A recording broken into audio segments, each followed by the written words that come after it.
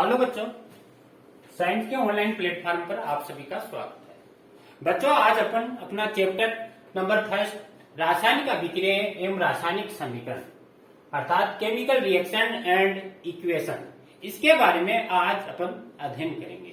तो इस लेसन में सबसे पहले अपन देखेंगे रासायनिक रिएक्शन अर्थात रासायनिक अभिक्रियाएं क्या होती हैं, और इसके बाद में इन रासायनिक अभिक्रियाओं के द्वारा रासायनिक समीकरण किस प्रकार बनते हैं, इसके बारे में आज अपन देखेंगे। इससे पहले आपने पुरानी कक्षाओं में भौतिक परिवर्तन एवं रासायनिक परिवर्तन इसके बारे में आपने खूब अध्ययन किया होगा। तो वो रासायनिक परिवर्तन थे, आपने देखे होंगे जब कोई पदार्थ है एक अवस्था से दूसरी अवस्था में कन्वर्ट हो जाता है अर्थात उसके संगठन है परिवर्तित हो जाते हैं, वो रासायनिक परिवर्तन कहलाते थे। जैसे आपने खूब एग्जाम्पल देखे, दूध से दही में बदलना, लोहे पर जंग लगना, मोमबत्ती को जलाना, ये सारी क्या है रासायनिक परिवर्तन है। इसमें क्या हुआ, एक अवस्था से दूसरी अवस्था में परिवर्तन हो रहा है या एक नए पदार्थ का क्या हो रहा है निर्माण हो रहा है। जैसे कार्बन है, कार्बन को ऑक्सीजन की उपस्थिति में अगर जलाया जाए तो कार्बन डाइऑक्साइड गैस बनती है। यानी कार्बन क्या था, एक ठोस पदार्थ था और ऑक्सीजन क्या है, एक गैस है। जैसे कार्बन है ये एक ठोस है, ऑक्सीजन गैस है।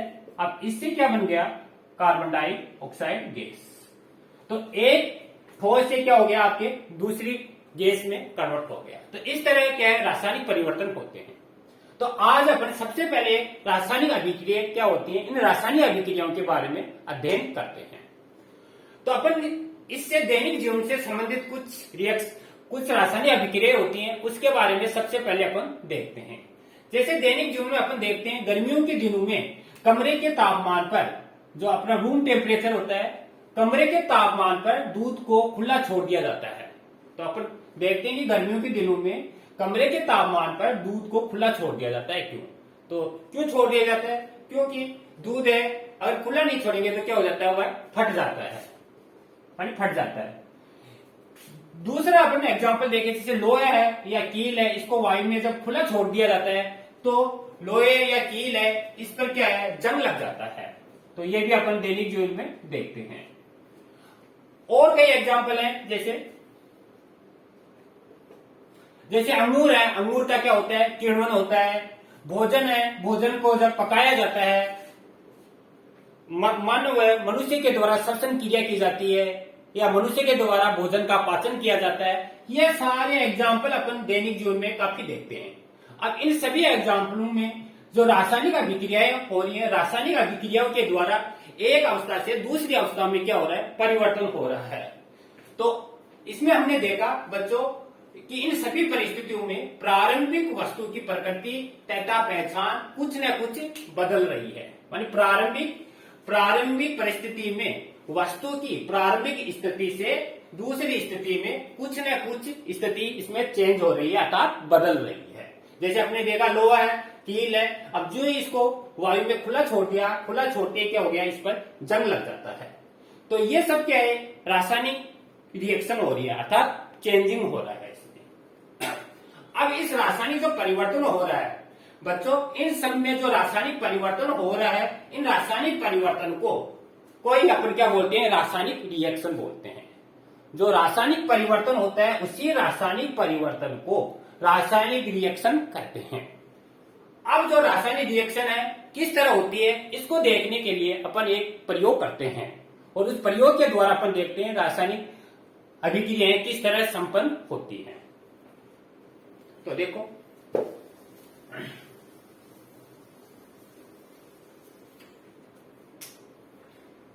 तो हेडिंग लेते हैं रासायनिक अभिक्रियाएं, केमिकल रिएक्शन।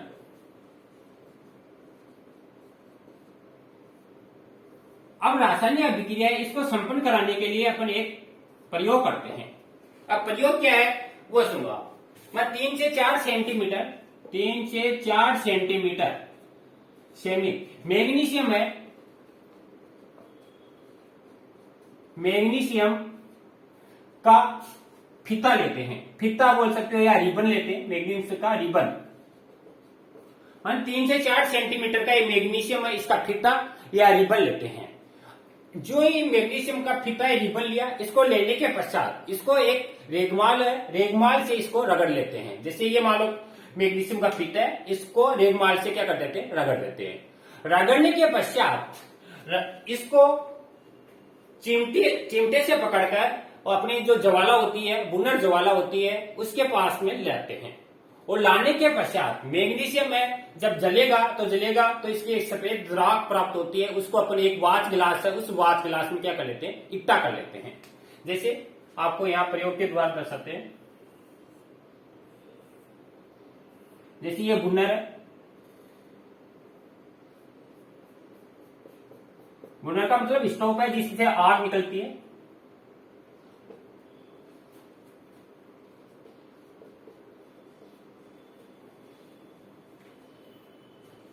बर्नर बोल सकते हैं इसको। ये स्टैंड है इसका, ये ज्वाला है, इसमें आग जिसको, यहां पर कोई एक मैग्नीशियम का फीता है, सपोज करो ये मैग्नीशियम का फीता है, इसको अपन किसी चिमटी की सहायता से यहां से इसको पकड़ लेते हैं, है ना। और आग में इसका क्या कराते हैं, दहन कराते हैं। अब जो ये आग में जलेगा, जलने के पश्चात यहाँ पर एक वाच गिलास होता है और उस वाच गिलास में क्या कर लेते हैं, इसको इकट्ठा कर लेते हैं। इसको बोलते हैं वाच गिलास। कटोरी होती है कांच की, और ये जो अवक्षेप है, ये सफेद अवक्षेप राख के रूप में मैग्नीशियम ऑक्साइड का प्राप्त होता है। भाई जो इस रिबन को आपने आग में जलाया, जलाने के पश्चात में सफेद अवक्षेप राख के रूप में मैग्नीशियम ऑक्साइड का अपने एक वाच गिलास है, उस वाच गिलास में इकट्ठा कर लेते हैं। तो अपने क्या किया बच्चों, 3 से 4 सेंटीमीटर का मैग्नीशियम का रिबन या फीता लिया। उस फीते को सबसे पहले रेगमाल से उसे साफ किया। साफ करने के पश्चात उसको किसी चिमटी से पकड़ के आग के पास मिलाते हैं और उसको जलाते हैं। जलाने के पश्चात उसका जो राख प्राप्त होती है, उस राख को या अवक्षेप बोल सकते हो, उसको किसी वाच गिलास में इकट्ठा कर लेते हैं। और इसके बाद में अपन निष्कर्ष निकालते हैं कि अपन को इसमें क्या केमिकल रिएक्शन हुई। तो इससे क्या निष्कर्ष निकलते हैं वो देखते हैं अपन। निष्कर्ष देखो, निष्कर्ष अपने ये निकलते हैं कि चमकदार, निष्कर्ष ये निकलता है जो मैग्नीशियम है, मैग्नीशियम का जो रिबन होता है, जब इसको जलाते हैं तो जलाने पर इसमें सफेद लोह के साथ में चमकदार, मानी पहला निष्कर्ष से मिलता है चमकदार सफेद, जब इसको जलाते हैं तो ये रिबन है एक सफेद लोह के रूप में, मानी एकदम ज्वाला है इसकी, एकदम सफेद होती है और चमकदार, मानी एकदम चमकता हुआ दिखाई देता है के रूप में ये जलता है। पहला ये निष्कर्ष प्राप्त होता है। दूसरा है जो सफेद चूर्ण अपने वाच गिलास में इकट्ठा किया है, वह सफेद चूर्ण के रूप में प्राप्त होता है। दूसरा निष्कर्ष ये प्राप्त होता है कि वाच गिलास में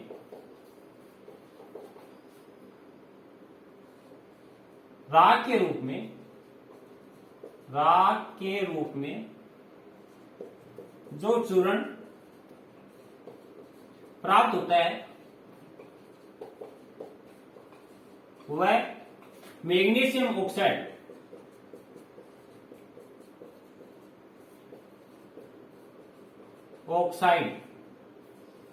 के रूप में प्राप्त होता है। ये अपन को दो निष्कर्ष प्राप्त होते हैं। मानी जब इसको जलाते हैं तो इसकी जो लोह है वो चमकदार सफेद रूप में प्राप्त होती है। दूसरी है जो इसका जो राख होती है, उस राख को जब अपन वाच गिलास में इकट्ठा करते हैं तो ये जो राख है वह मैग्नीशियम ऑक्साइड के रूप में अपन को प्राप्त होती है। तो इस तरह बच्चों अपने देखा कि जो रासायनिक अभिक्रिया है, मानी इसमें एक केमिकल रिएक्शन है, वो क्या हुई, एक संपन्न हुई। अपने मैग्नीशियम लिया, मैग्नीशियम लेके इसको ऑक्सीजन की उपस्थिति में जलाया, मैंने इसका दहन किया और दहन करने के पश्चात अपन को मैग्नीशियम ऑक्साइड का चूर्ण प्राप्त हुआ। तो ये क्या हुई, एक रासायनिक अभिक्रिया क्या हो गई, संपन्न हो गई। अतः इस प्रयोग से अपन इस निष्कर्ष पर पहुंचते हैं कि रासायनिक अभिक्रिया में एक या एक से अधिक परिवर्तन हो सकते हैं। तो बच्चों अपन इससे इस निष्कर्ष पर पहुंच रहे हैं कि रासायनिक जब अभिक्रिया संपन्न होती है तो इसमें एक या एक से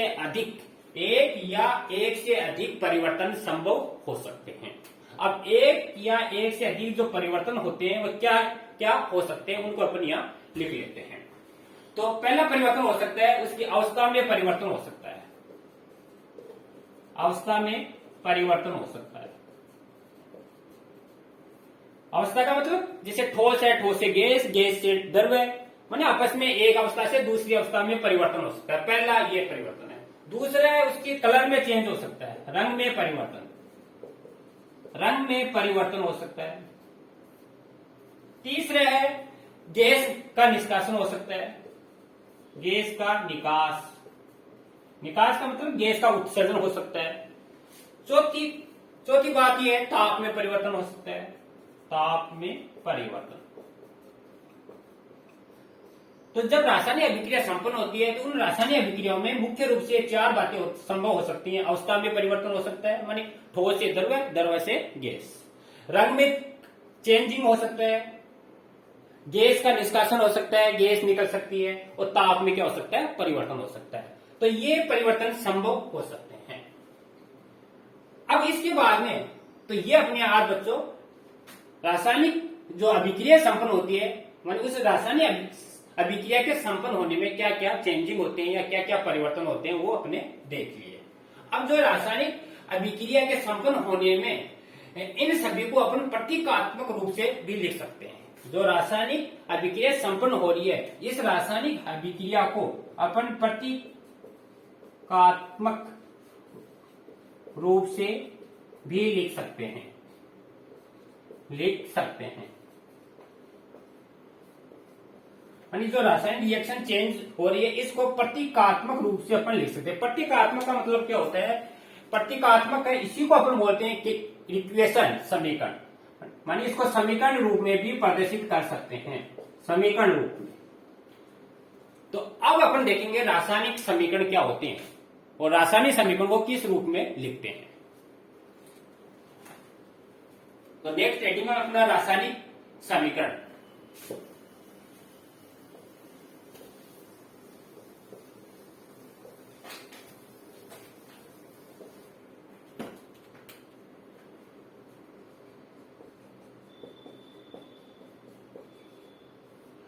समीकरण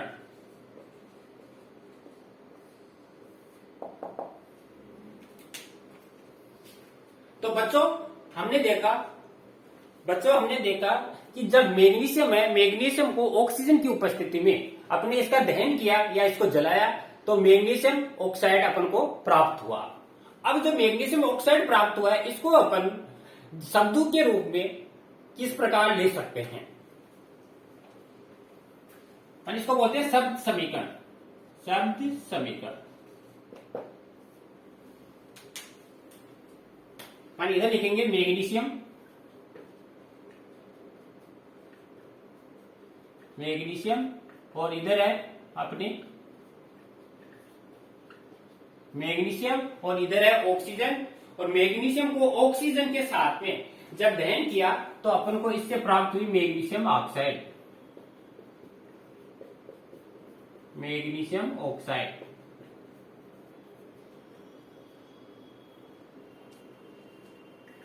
तो इसको अपने शब्द समीकरण के रूप में लिखा है बच्चों। अब इसमें जो पहला पद है, बायां पद है, बायां पद है इसको अपन बोलते हैं क्रियाकारक, क्रियाकारक। और इसको बोलते हैं प्रोडक्ट, उत्पाद, क्रियाकारक और इसको उत्पाद। तो याद रखना बच्चों, इधर वाला आपका क्रियाकारक होता है और जो आपका दाएं पक्ष होता है वो प्रोडक्ट कहलाता है, उत्पाद कहलाता है। अब अपन देखते हैं क्रियाकारक या इसका दूसरा एक और नाम है, इसको आप अभिकारक भी बोल सकते हैं। क्रियाकारक दूसरा नाम है अभिकारक, अभिकारक भी बोल सकते हैं इसको। तो अपन सबसे पहले यही देखते हैं अभिकारक क्या होता है या उत्पाद क्या होता है। तो अपना परिभाषा लिख लेते हैं अभिकारक की। अभिकारक। अभिकारक में आपने देखा कि जब दो या दो से अधिक या आपके जैसे मैग्नीशियम है, ऑक्सीजन है, इन दोनों की जब रिएक्शन होती है, रिएक्शन होने पर मैग्नीशियम ऑक्साइड अपन को उत्पाद के रूप में प्राप्त होता है। तो इसकी परिभाषा अपन लिख सकते हैं, माने ऐसे पदार्थ जिसमें रासायनिक परिवर्तन होता है, ऐसे पदार्थ जिसमें रासायनिक परिवर्तन होता है उसी को अपन क्या बोलते हैं, क्रियाकारक या उत्पाद। तो इसकी परिभाषा लिख लेते हैं, ऐसे पदार्थ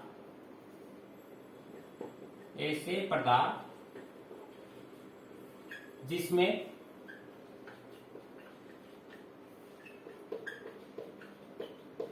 रासायनिक परिवर्तन होता है उसे अभिकारक या क्रियाकारक कहते हैं। माने ऐसे पदार्थ जिसमें रासायनिक परिवर्तन होता है। रासायनिक परिवर्तन कैसे, जैसे एग्जांपल अपने अभी देखा है, मैग्नीशियम है और मैग्नीशियम की ऑक्सीजन से क्रिया हुई तो इससे क्या बन गया, मैग्नीशियम ऑक्साइड। तो ये रासायनिक परिवर्तन हो। दूसरा अपन उत्पाद की परिभाषा लिख सकते हैं। उत्पाद को अपन लिख सकते हैं कि अभिक्रिया से नए पदार्थ का निर्माण। उत्पाद अभिक्रिया से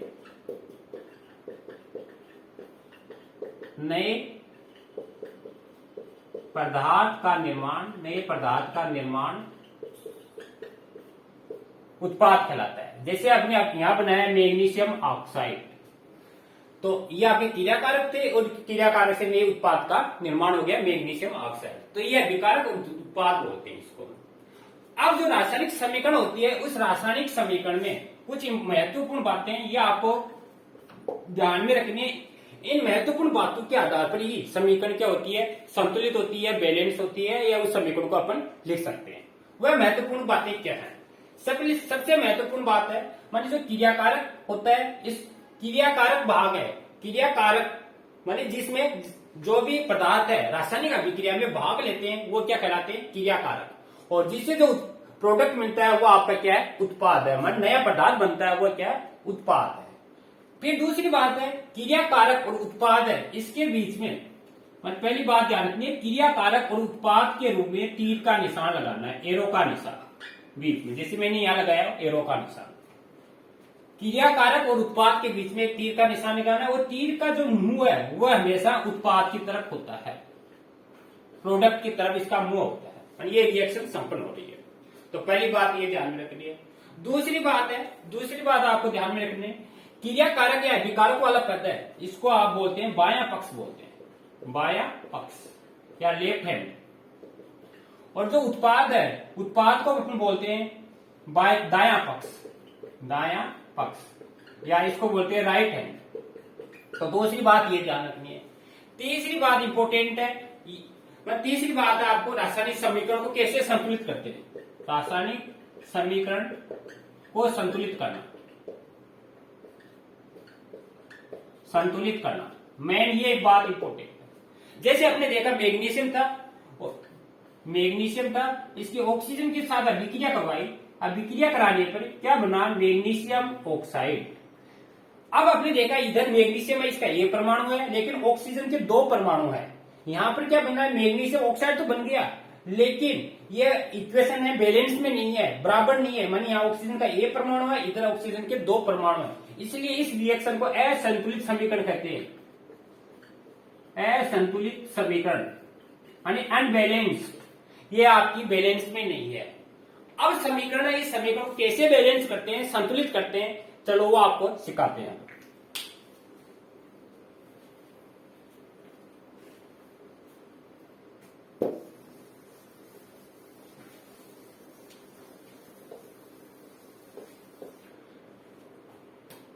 तो समीकरण को संतुलित करने के लिए आपको कोई एक एग्जांपल लेते हैं, समीकरण का संतुलित करना। तीसरा पॉइंट चल रहा था अपना,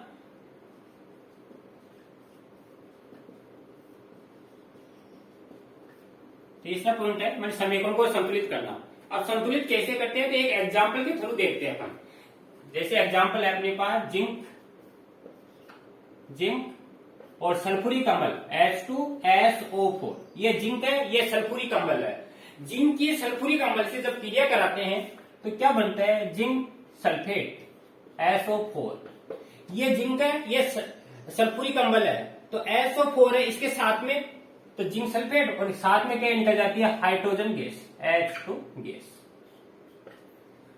अब इसको अपन बैलेंस करते हैं। बैलेंस करने के लिए अपन एक सारणी के रूप में इसको देख सकते हैं। सारणी के रूप में कैसे देखते हैं, जैसे ये सारणी बनाई अपने, इधर अपने तत्व का नाम लिख लिया,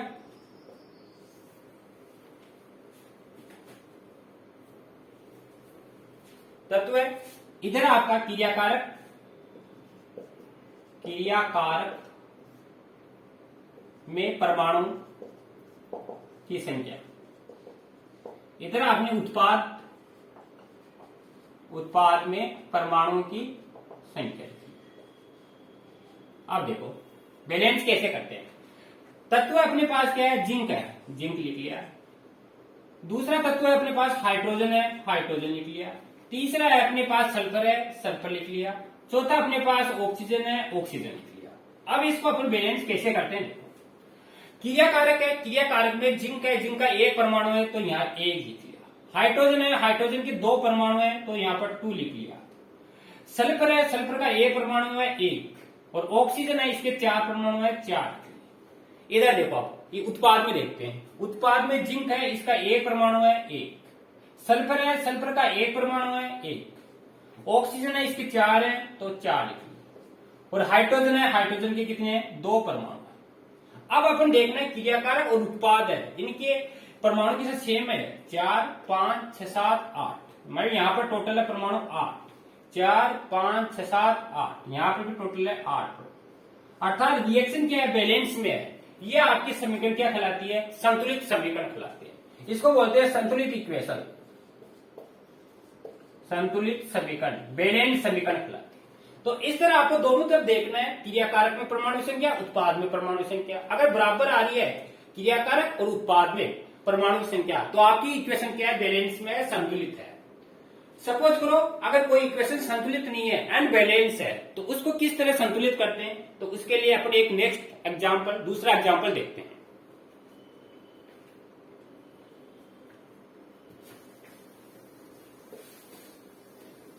जैसे नेक्स्ट एग्जाम्पल देखते हैं,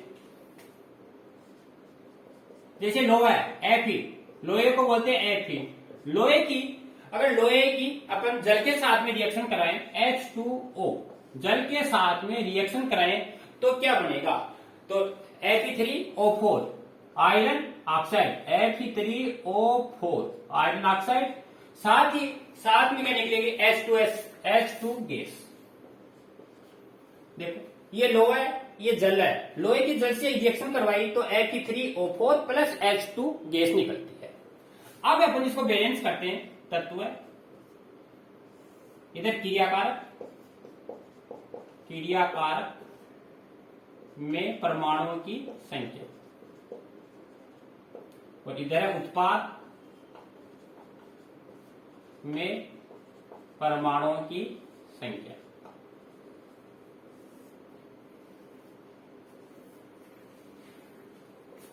क्रियाकारक में तत्व है आपका लोहा, आयरन बोलते हैं, हाइड्रोजन, ऑक्सीजन, बस ये 3 ही आपके तत्व हैं। अब क्रियाकारक में आयरन है, आयरन के कितने परमाणु हैं, 1, तो यहां 1 लिख लिया। हाइड्रोजन के कितने परमाणु हैं, 2 परमाणु हैं तो 2 लिख लिए। ऑक्सीजन की कितना है, 1 है, 1 लिख लिया। अब है उत्पाद में देखते हैं, उत्पाद में क्या है, 3 परमाणु है तो 3 लिख लिया। ऑक्सीजन के 4 है तो यह 4 लिख लिया।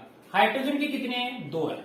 अब देखो इधर ये बैलेंस में नहीं है इक्वेशन, इधर अलग है परमाणु, इधर अलग है। अब इसको बैलेंस में करने के लिए अपन क्या करते हैं, संतुलित करने के लिए क्या करते हैं, संतुलित करने के लिए सबसे पहले आपको नजर उस उत्पाद या क्रियाकारक पर दर्शानी है जिसमें परमाणु की संख्या सबसे ज्यादा है। तो इस पर देखो, इसमें सबसे ज्यादा परमाणु है, लोहे के 3 है, ऑक्सीजन के 4 है। तो जिसमें परमाणु की संख्या सबसे अधिक होती है तो सबसे पहले उसी पर आपको नजर दौड़ानी है। तो जो ही आपने इस पर नजर दौड़ाई तो देखते हैं कि ऑक्सीजन है, ऑक्सीजन के यहाँ 4 परमाणु है और इधर आपका ऑक्सीजन का 1 परमाणु है। तो अपन क्या करते हैं, सबसे पहले इस रिएक्शन को Fe plus H2O equal to Fe3O4 plus H2, माने सबसे पहले इस रिएक्शन को आपको क्या करना है, माने ऐसे कोष्टक लगाने हैं। ठीक, कोष्टक लगा लिया। कोष्टक लगाने के पश्चात पहले दोनों तरफ परमाणु देखते हैं, अगर सेम है तो संतुलित है, अगर सेम नहीं है तो अनसंतुलित है, अनबैलेंस है। अब संतुलित करने के लिए अपन क्या करते हैं, इन रिएक्शन के अंदर कुछ भी चेंज नहीं कर सकते। इनका जो सूत्र है, फॉर्मूला है, उसमें कोई परिवर्तन नहीं कर सकते। जो परिवर्तन करना है इस कोष्टक के बाहर कर सकते हैं, चाहे क्रियाकारक हो चाहे उत्पाद हो।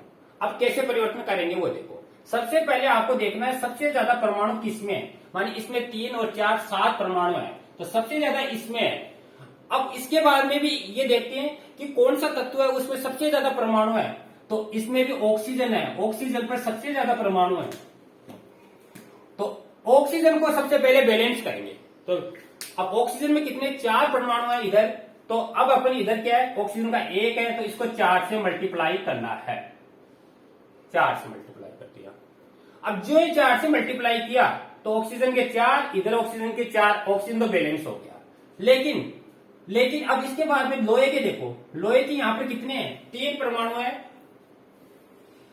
अब इसको बैलेंस करते हैं। लोहे के इधर अपने पास 3 परमाणु है और इधर आपके 3 परमाणु है, तो अपन क्या करेंगे, इसको 3 से मल्टीप्लाई कर देंगे, तो इसे 3 से मल्टीप्लाई कर देंगे। अब ये हाइड्रोजन की बात, हाइड्रोजन के यहाँ 4 दूनी 8, हाइड्रोजन के 8 परमाणु है, इधर अपने पास 2 परमाणु है, तो अपन क्या करेंगे, इसको 4 से मल्टीप्लाई कर देंगे। तो इस तरह अपनी इक्वेशन वो बैलेंस में हो जाएगी। आप देख सकते हो, फिर लोहे के 3 है, इधर 3 परमाणु है, हाइड्रोजन के 8 है, इधर भी 8 हो गए, ऑक्सीजन के 4 है, ऑक्सीजन के 4 हो गए। इस तरह रासायनिक अभिक्रिया क्या हो गई, संतुलित हो गई। तो इस विधि को अपन हिट एंड ट्रायल विधि बोलते हैं। तो ये विधि है, मतलब जो भी रासायनिक अभिक्रिया है, रासायनिक अभिक्रिया को जब संतुलित करते हैं तो इस विधि को बोलते हैं हिट एंड ट्रायल विधि बोलते हैं। तो ये विधि आपको ध्यान रखनी है, एग्जाम में पूछ सकते हैं हिट एंड ट्रायल विधि किससे करते हैं। मतलब जो रासायनिक अभिक्रिया होती है उस रासायनिक अभिक्रिया को संतुलित करना ही हिट एंड ट्रायल विधि कहलाती है। यह आपका तीसरा पॉइंट है। चौथी बात आपको यही ध्यान रखनी है, जो भी इक्वेशन है उस इक्वेशन को जब बैलेंस करते हैं तो आपको देखना है कि अगर सॉलिड है तो उस सॉलिड के नीचे आपको S लगाना है, अगर गैस है तो गैस के लिए G लगाना है, अगर द्रव है तो L लगाना है, अगर कोई पदार्थ या कोई तत्व है पानी की जल के अंदर घुलनशील है, विलय है, तो उसके लिए एक्यूरेट लगानी है ना। जैसे आपको कोई एग्जांपल बताऊं, जैसे कार्बन और ये ऑक्सीजन, और इससे क्या बन गई CO2। अब कार्बन क्या है, ठोस है, तो इसके नीचे आप सिंबल के रूप में S लगाना है। ऑक्सीजन क्या है, गैस है, तो यहाँ G लगा दिया। कार्बन डाइऑक्साइड है, ये गैस है, तो G लगा दिया। तो इस तरह आपको ये प्रतीक आपको यूज करने हैं। तो ये बच्चों आज अपने रासायनिक अभिक्रिया एवं रासायनिक समीकरण है, इसको बैलेंस करना सीखा है। अब इस पर आधारित कुछ क्वेश्चन है, वह क्वेश्चन भी आपको इंपोर्टेंट है, वो याद रखने हैं और वह एग्जाम में पूछते भी हैं। पहला क्वेश्चन आपका यह है कि जो मैग्नीशियम है, उस मैग्नीशियम का जो फीता था आपने, तो उसको आपने जब दहन किया था, मैंने उसको जलाया था, तो दहन करने से पहले उसको रेगमाल से रगड़ा था, क्यों? तो यह आपसे क्वेश्चन है। तो जब मैग्नीशियम के फीते का दहन किया गया था उसको रेगमाल से रगड़ते, क्योंकि मैग्नीशियम का जो फीता होता है वो वायु में खुला रखने पर वायु से क्रिया करके मैग्नीशियम ऑक्साइड बना लेता है, MgO, मैग्नीशियम ऑक्साइड। मैग्नीशियम जो ऑक्साइड है, इसकी जो परत है, जैसे मान लो ये मैग्नीशियम का फीता है, इसके ऊपर मैग्नीशियम ऑक्साइड की परत जम जाती है, जिससे आसानी से इसका दहन नहीं हो पाता। तो इसको दहन करने के लिए अपन क्या करते हैं, पहले रेगमाल से इसको साफ कर लेते हैं, और साफ करने से आसानी से इसका दहन हो जाता है, इसलिए इसको रेगमाल से साफ करते हैं। तो पहला क्वेश्चन ये था। दूसरा क्वेश्चन है, भाई जैसे आपसे कोई भी इक्वेशन बोले, भाई इसको बैलेंस करो, संतुलित करो। तो संतुलित करने के लिए जैसे एक आपको क्वेश्चन देता हूं मैं, दूसरा क्वेश्चन ये आ सकता है, मन रिएक्शन आपको मिलेगी, उस रासायनिक रिएक्शन को आपको बैलेंस करना है। जैसे हाइड्रोजन है और ये क्लोरीन है, हाइड्रोजन की क्लोरीन से जब अभिक्रिया करवाते हैं तो अभिक्रिया कराने पर क्या बनता है, हाइड्रोजन में 2 परमाणु होते हैं, क्लोरीन में 2 परमाणु होते हैं, तो इससे बनेगी HCl। अब हाइड्रोजन के यहाँ 2 परमाणु है, क्लोरीन के 2 परमाणु है, इससे बनेगा 2HCl। तो इस तरह आपका दूसरा क्वेश्चन आ सकता है, मान काफी सारी आपकी केमिकल रिएक्शन मिलेगी, उसको आपको बैलेंस करना है, संतुलित करना है। और भी काफी रिएक्शन हो सकती है, जैसे एक आपको देता हूं होमवर्क के लिए, या आपको करनी है। जैसे सोडियम है, सोडियम और ये जल है। अब इसको बैलेंस किया Na और H2O। इसको जब बैलेंस करते हैं तो सोडियम हाइड्रोक्साइड, सोडियम हाइड्रोक्साइड और प्लस H2 ये बनती है। सोडियम है, सोडियम को जल से रिएक्शन कराई, सोडियम हाइड्रोक्साइड और H2। अब आपको इस रिएक्शन को बैलेंस करना है, मतलब संतुलित करना है। तो दूसरा क्वेश्चन इस तरह बन सकता है।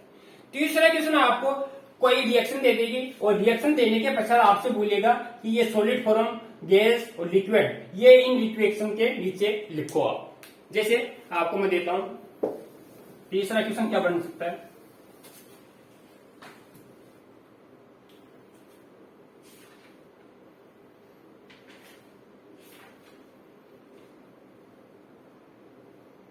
जैसे तीसरा क्वेश्चन आपका ये बन सकता है, जैसे ये कार्बन है और ये ऑक्सीजन है। कार्बन को ऑक्सीजन से क्रिया करवाई, कार्बन का ऑक्सीजन से जब क्रिया करवाते हैं तो क्रिया करवाने पर CO2 गैस बनती है, CO2। अब कार्बन क्या है, तो आपसे बोलिए ये इक्वेशन है, इसमें सॉलिड, लिक्विड और गैस इसको प्रदर्शित करो। तो यहां पर आपको लगाना है, कार्बन सॉलिड होता है S लगा दिया, ऑक्सीजन गैस होती है G लगा दिया, और कार्बन डाइऑक्साइड भी गैस होती है। इस तरह आपके इसमें क्वेश्चन बन सकते हैं। तो आज बच्चों अपने रासायनिक अभिक्रियाएं एवं रासायनिक समीकरण इसके बारे में अध्ययन किया। थैंक यू बच्चों।